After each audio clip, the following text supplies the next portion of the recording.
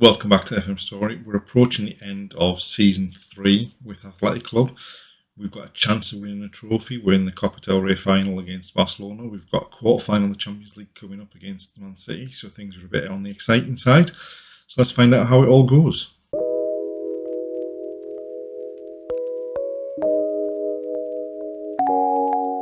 Before we get started, if you do enjoy the video, please like, comment and subscribe. And without further ado, let's get going. We've now reached our opportunity to win some trophies.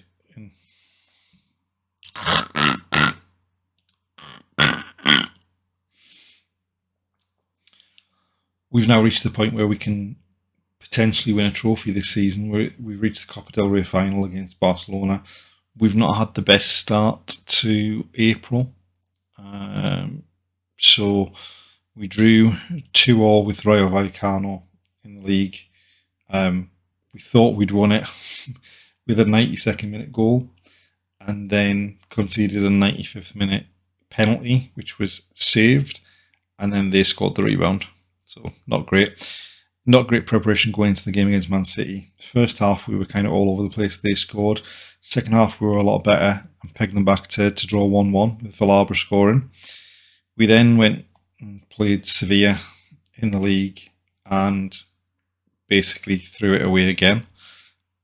Poor performance in the second half. And then we went to the Etihad to play Man City in the second leg of the quarter-final. And we were 1-0 down at half-time. We pushed on a bit in the second half to try and get back into the tie. And they picked us off a couple of times, including the third goal where Foden ran from the halfway line and smashed it in. So it obviously wasn't to be, but to get to the quarter-final stage was more than we probably expected at the start of the season. And now we're going up against Barcelona in the Copa del Rey Final. Going into this Copa del Rey Final, we've got pretty much a full squad available. The only one who's not available is Ander Kappa, who's suspended. We have got a few players that are struggling fitness-wise in terms of just tiredness and things like that. So we're going in with a relatively strong squad. Hopefully we can do what we did in the first game against Barcelona in the league rather than when we got hammered in the second game. Hopefully we can just get off to a decent start. Muniain with a free kick. Oh!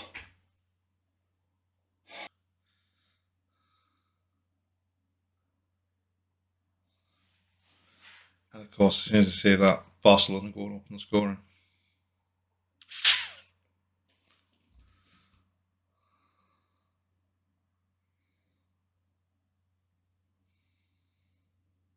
We don't have the biggest team, and that kind of shows on occasions like that.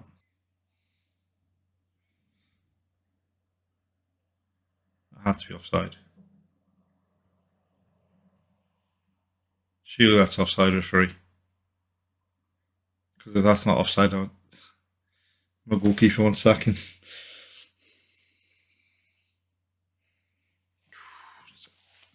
Closer than I thought it was, but what the goalkeeper's doing, I don't. Right, we have not.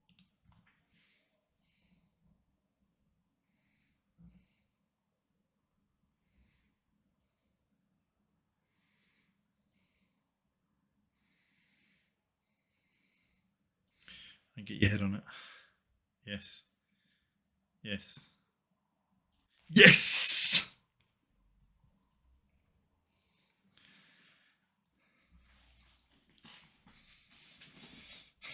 The change is paying dividend. Villalba nods it down to Muniain on the right now.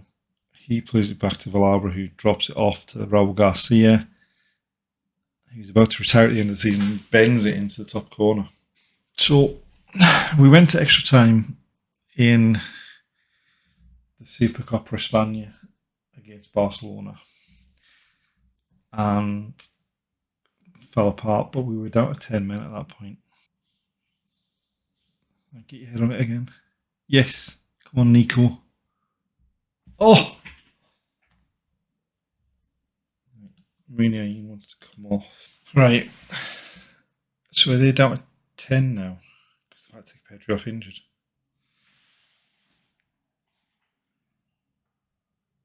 Right, come on. Oh, no. Oh, thank God for that.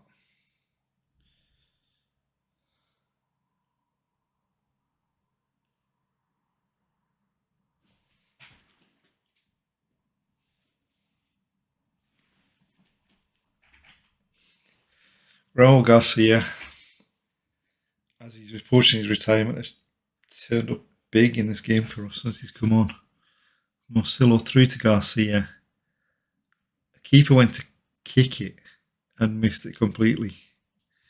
Right, we need to change that back. We've won a trophy.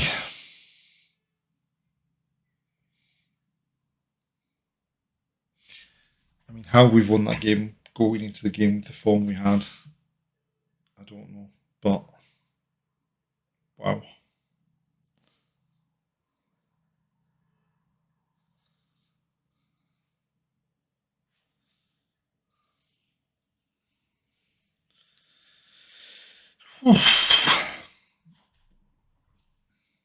This season, I mean, apart from getting to the quarterfinal of the Champions League with how we've sort of dropped back a bit in the league, this season had felt a bit like kind of we'd not pushed on, but actually picking up a trophy,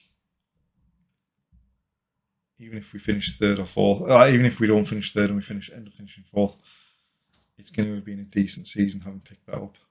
And Raul Garcia comes off the bench, scores 2 goals to win the cup final and gets the man of the match. Outstanding. We've made it to the final day of the season. We have been on a pretty decent. We were on a pretty decent run after the Copa Del Rey final. So the lead up to the Copa Del Rey final, as we said before, we had a pretty poor run in terms of the last couple of league games and the Champions League games against Man City.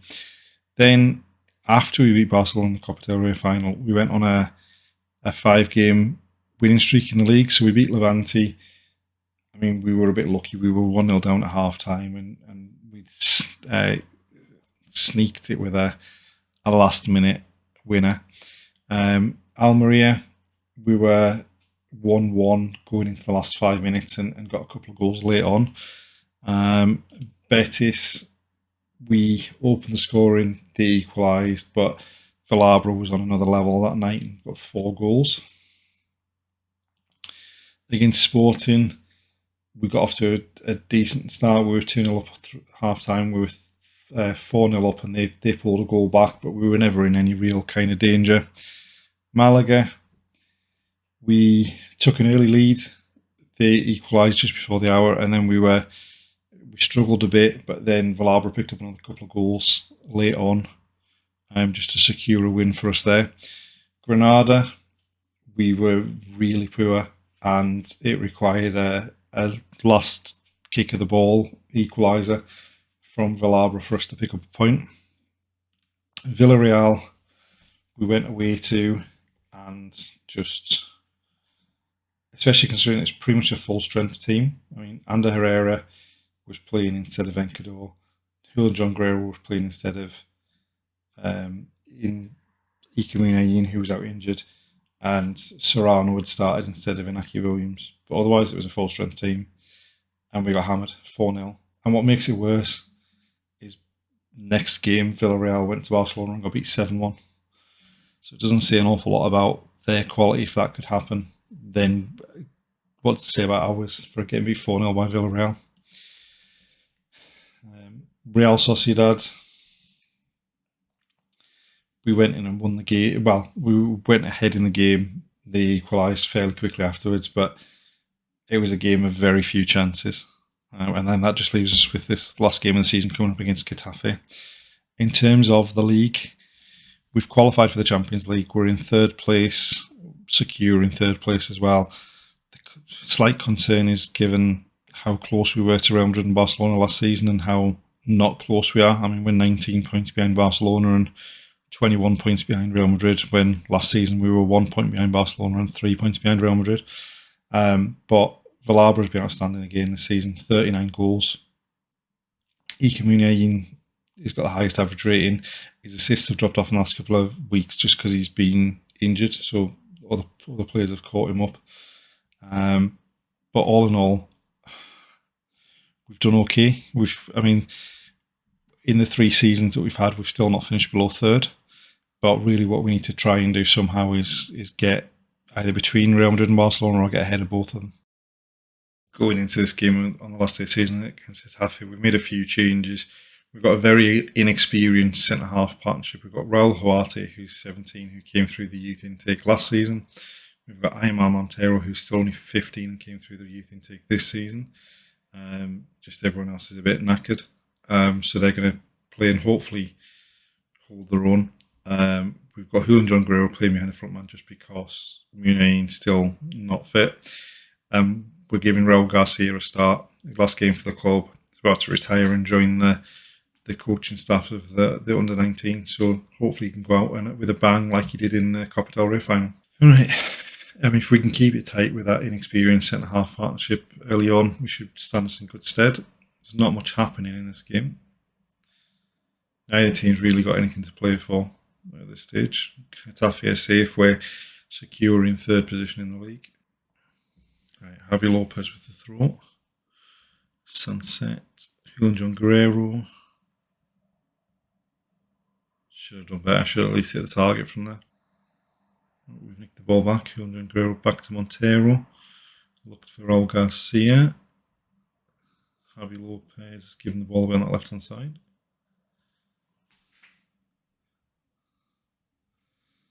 Montero's got back and half cleared the ball. Is that offside?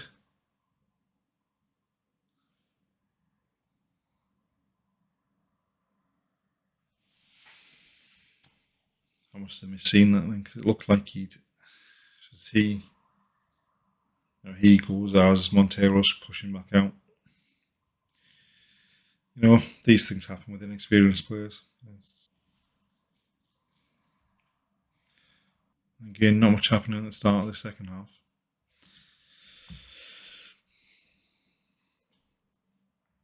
Venkato with a free kick. And keeper turns it over. Relatively routine save, that one. Right.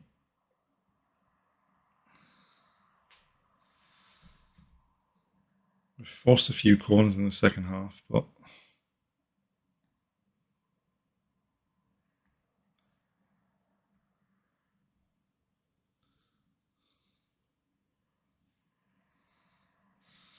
Nico Serrano. Vivian. Oh! They've gone out for a goal kick. Not offside. Not the best way to end the season, rather a limp performance. Losing 1-0 there. Now it's time for the end of season review. So in terms of new players, we only brought in a couple of players really. We brought in Odriozola from Tottenham to play right back just because we only had one right back, and we completed the permanent signing of Ivan Martin.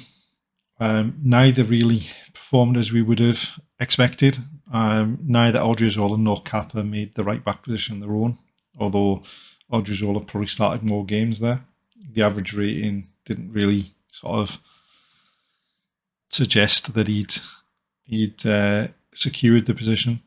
And even Martin really was brought in for depth in sort of the centre midfield and attacking midfield roles, but hasn't really ended up playing as many games as we probably would have expected because we've got a lot of the young players that we'd had out on loan in the last season or two are back, and they were probably ahead of him in the pecking order. In terms of players that we offloaded, we had a lot of players that just wanted out, weren't playing. So Moncayola wasn't playing enough for him. He's actually in the end had a pretty good season for Villarreal and scored against us in the hammering we had against them at the end of the season. Yeri was on loan at the end of last season to Fiorentina and it turned into a permanent deal. We've not really missed him. Yuri went on a free transfer when his contract was up, and so did Nolaskayan, and neither's really set the ground alight at the new clubs. I mean, in terms of the league, you'd have to say it's disappointing. Although, as I said before, in the 3 seasons of the save so far, we've never finished below third. But last season we were 1 point behind Barcelona and 3 points behind Real Madrid. This season we're 19 points behind Barcelona and 24 points behind Real Madrid. Now, they probably both had a bad season last season, and we had an incredible season, particularly the start of the season when we were flying and unbeaten. there's definitely a few really poor results in there this season in terms of the 9-1 defeat against Real Madrid, the 3-0 defeat against Real Betis, the 4-1 defeat against Barcelona, and then the 4-0 defeat against Villarreal. All heavy defeats that really we shouldn't have kind of suffered.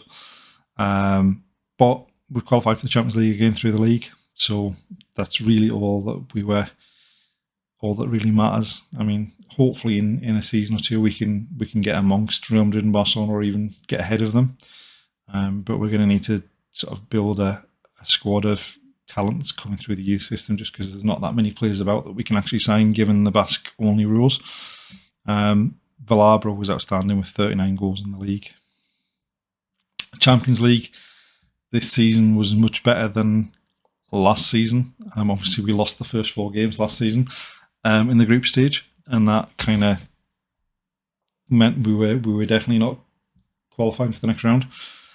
The new league phase definitely helps. Although we did have a particularly pretty tough draw. I mean, we played Chelsea, Inter Milan, Man City, Juventus. We didn't really hit the high marks in the league phase until really the Juventus game, and then we managed to follow that up with a couple of good games against Betis and a couple of good games against AC Milan, and we were certainly in the quarterfinal tie against Man City going into the away leg at the Etihad, but unfortunately they just had too much for us on that particular day. Obviously the Copa del Rey was outstanding. We won the competition. We had a couple of the Levante game. It really looked like we probably weren't going to even get out of that round of the cup, but to then go on and win it, it's just outstanding. And the Super Cup for España, we got knocked out on penalty, got knocked out in extra time, but we did have 2 players sent off in that. So come that competition next year, we might be struggling for a bit of a midfield. So biggest win and match to remember are both games against Betis. The biggest win's the Champions League one. That was the home leg.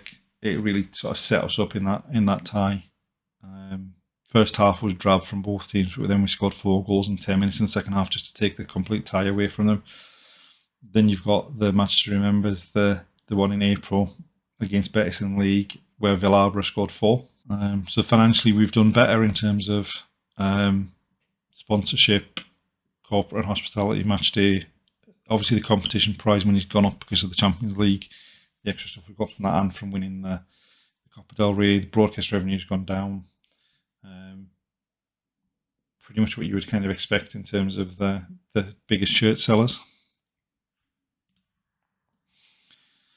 And this was pretty much what you would have probably said was our first choice team for the whole season, and especially when you look at the number of games that they all started. Most of them were close to 50 games started. And like, especially, I mean, look at Villarreal, 58 games, 55 goals. You've got Nico Williams played 57 games, got 13 assists, 15 goals. Ike Muniain played 54 games with 15 assists and 13 goals. And Aki Williams had 14 assists. Just couldn't really ask much more from that group of players. So on to the kind of awards. The fans player of the season, Ike Muniain, definitely. I mean, I think he was actually player of the season for the whole league. Young player of the season, Julian John Guerrero, came in big spots, deputising for Muniain as well. Signing of the season where there was only 2, so there wasn't much to choose. And then some records. So Villarreal, most goals by a player in a season, most league goals by a player in a season, most man of the match awards in a season. Javi Lopez, most yellow cards. We've now got a youngest player in Aima Montero, who came out of this year's youth intake and has played a few games. Definitely a very, very promising one for the future. And I think what we'll probably do is keep him in and amongst the first team squad just to see how he develops. And then in terms of the competition awards, so Ike Muniain won Player of the Season in the league, Vilabra top goal scorer, and the Golden Shoe. Is that twice in a row? 2 seasons in a row he's got it. I mean, last season they said we ended the season well when we actually started the season well. This time they're telling us we started the season well, despite the fact that the first 4 games included getting hammered 9-1 by Real Madrid and getting beat 3-0 by Betis. And that's the end of this episode. Join us next time to find out what we can do in the transfer market and see how we get started in season 4.